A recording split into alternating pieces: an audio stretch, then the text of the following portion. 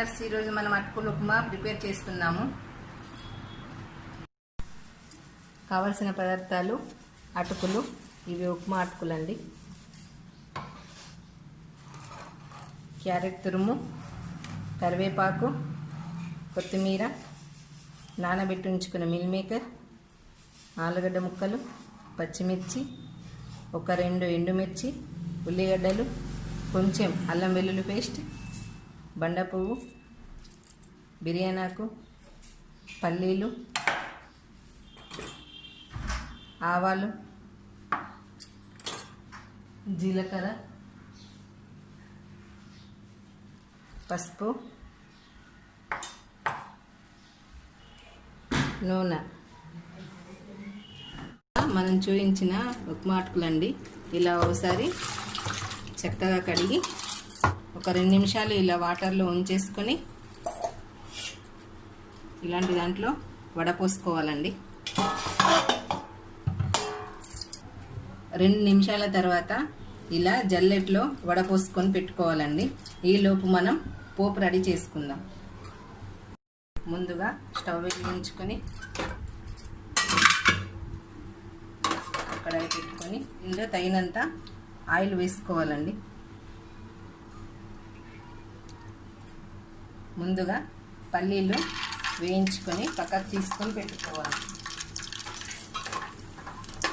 పోయాయండి. వీటిని ఇప్పుడు ఒక చిన్న గిన్నెలోకి తీసుకొని పక్కకు ఉంచుకుందాం. ఆవాలు,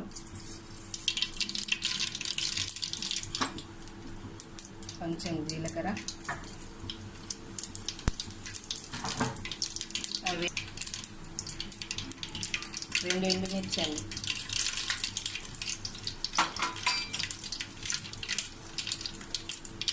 బిర్యానాకు, బండపు,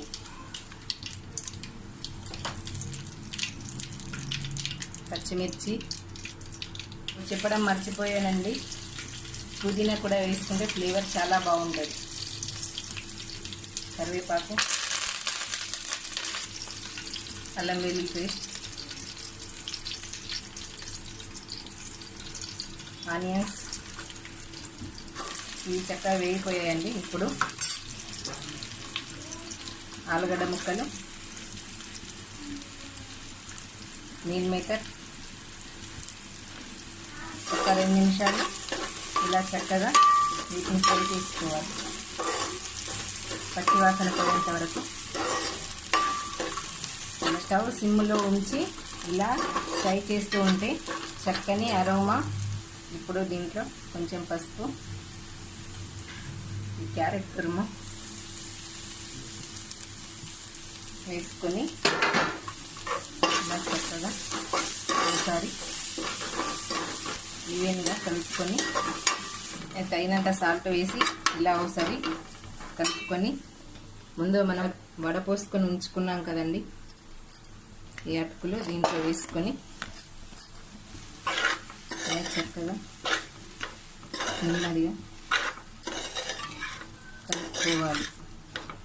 ఇలా వేసుకొని ఒక 2 నిమిషాలు ఇలా చక్కగా కలుపుకొని కొత్తిమీర, ముందుగా మనం వేయించి పక్కకు తీసుకొని పెట్టుకున్నాం కదండి పల్లీలు, ఇలా వేసుకొని ఒక 2 నిమిషాలు ఇలా కలుపుకోవాలి. ఇలా బౌల్లోకి సర్వ్ చేసుకున్నామండి. ఇలా గార్నిష్ చేసుకొని తినేయడమే.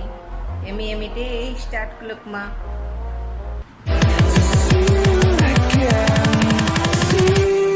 Again.